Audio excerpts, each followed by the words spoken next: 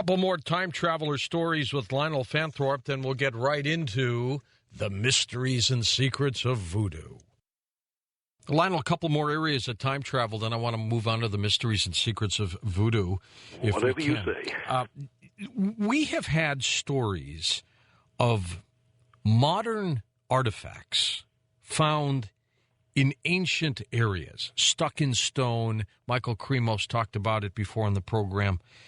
You've looked into that a little bit, too. Does that have anything to do with time travel? I mean, it's baffling. It is baffling, and I think it could have something to do with it. I mean, there's some wonderful examples. There's up in Pershing County in Nevada, Alfred Knapp, who was an archaeologist there, discovered what looked like a very modern shoe in a strata that had been there for thousands, if not millions of years. And one of the possible explanations is that a time traveler left something behind. You know, if you can lose your shoe in mud in your own time, maybe you could lose your shoe in mud in, the remote past. Then one of these inventions that don't seem to belong to the period, a beautiful crystal magnifying glass turned up in Nineveh. So some archaeologists argued that it was just a beautiful ornament that had been made for one of the ladies of the court. But an equally valid argument was that it was what it looked like, a magnifying glass. But the whole idea of optics and lenses and being able to bend light is pretty modern. So who took it to prehistoric Nineveh? Was that a time traveler who'd gone to have a look and see what was going on there? In an Austrian mine inside a lump of coal back in 1885, there was a very strange steel cuboid. It was perfectly rectangular, and it weighed about 1 kilogram. Now, what was that doing inside the coal that, we know from our school history lessons was formed by dead trees being compressed millions of years ago? Well, it makes you wonder if civilization had advanced technology millions of years ago, or something strange, like a time traveler. Yeah, see, when you're talking about advanced technology there a long time back, another archaeologist, a guy named Koenig, found electric cells, quite clearly electric cells, 2,000 or 3,000 years old. Something in a little place called Kujut, which was part of the old Babylonian Empire. And a modern spark plug for an automobile turned up in Olancha in California in 1961, and that was inside a geode. And I had to look up what a geode was, but it was a hard stone-like substance which forms naturally in cavities in the rocks. And just like stalactites and stalagmites, these geodes take an awful long time to form. So who left when we were talking about time machines, I didn't think they needed spark plugs. But it looks as if somebody took one back there. So these anachronistic artifacts that turn up in the remote past, they are very, very interesting, and they could be indicative of time travel. And then there are the other very strange things that we get, in which people seem to have experienced things that had happened in the past.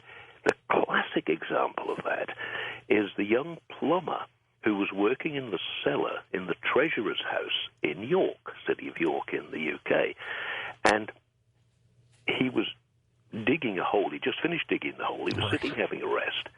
And he saw Roman soldiers coming through the cellar.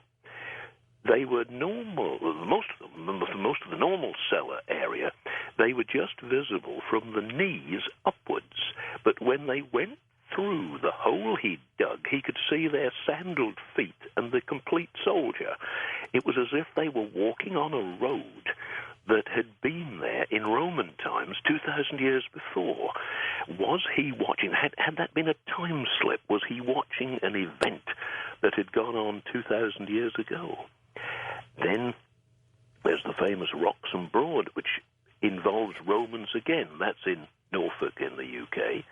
And over 100-year intervals, Ben Curtis in the 1600s, a priest named Penston in the 1700s, and then Lord Percy Durand in the 1800s, they all had the same experience and described it as they saw the water from Wroxham Broad, which is a shallow lake in Norfolk. The water vanished, and it became a Roman amphitheatre, and they found themselves wearing Roman uniforms. Now, when a time shift does that, what is happening? And coming back to the USA, I had a very interesting, after one of our broadcasts, a very interesting contact with a lady called Toni Keys from New York, and she had been traveling home by train in the normal way when suddenly the whole train changed, and she found herself sitting in an old steam train. She thinks that she'd moved through space as well and was somewhere in the deep south. And the people around her were all wearing 19th century clothing. And then it changed back, and she was on her way home again after her day's work and was commuting home. It is remarkable. It is very, very strange. One that I put right at the top of my list was a couple named Fay, Mr. and Mrs. Fay, and they'd used a public restroom near the cathedral in Norwich. There wasn't a ladies' restroom, so she was waiting in the car while her husband went down the steps to this very old-fashioned 19th century gentleman's restroom. When she looked and looked and couldn't, he didn't come back. She asked a traffic warden. She said, "Look, I can't go down there. It's a gentleman's restroom." Where is he? He's sick. Something happened, right? Yeah, she thought he'd been maybe mugged or maybe been taken ill, as she said. The traffic warden was a nice, friendly, helpful guy, and he said, "I'll go and have a look, madam." He went down there, searched it thoroughly, came back and said, "I'm awful sorry, he's not there." He said, "There's no sign of a struggle or injury. It's just totally empty." 2 or 3 minutes later, Mr. Fay reappears up the stairs, looking very dazed. He gets into the car, sits down. He says, "I'm okay, love, but just let me get my breath back and I'll tell you what happened." And he said, "I used the restroom, I came up, you were not here.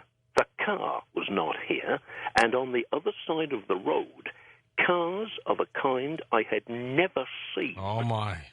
Were passing silently. And he said, "I didn't know what on earth had happened. I thought, have I had a mild stroke and sort of brain damage?" Mm-hmm. And he said the only thing I could think of was to go down again and hope that things would go back to normal. He said, so I went down, and he said, I just sat for a few minutes, and then he said, I thought, I'll try it now and see if it's okay. He said, and I came back up, and you were here, and everything's back to normal. And she said, I sent a man down to look for you, and he must have gone down there after you'd come up in that other time or that other dimension or whatever happened. But that's one of the strangest I've ever heard. That's a great story. And also, one more, and then we'll move on to the mysteries and secrets of voodoo, Santeria and Obed. Yeah, sure. Scientists like Leonardo da Vinci, yeah, you think that they might have been time travelers? Well, it's a remote possibility. When a man is so far ahead of his time, and it wasn't just Leonardo, there was an amazing monk named Bacon who was inventing stuff, as if he was another Edison, but he was in the wrong century. And what seems to have happened when someone like that has knowledge from a technology like ours in the 21st century, finds himself, imagine what would you and I do if we found ourselves back in the year 700 or 1200.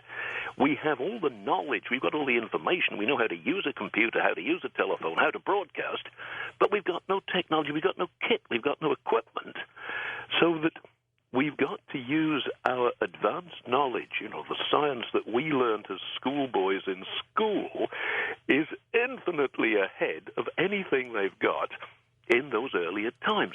But we've also got to be very, very careful, because from our knowledge of history, we know perfectly well that if you are too different, you're likely to be taken away by the Inquisition and interrogated.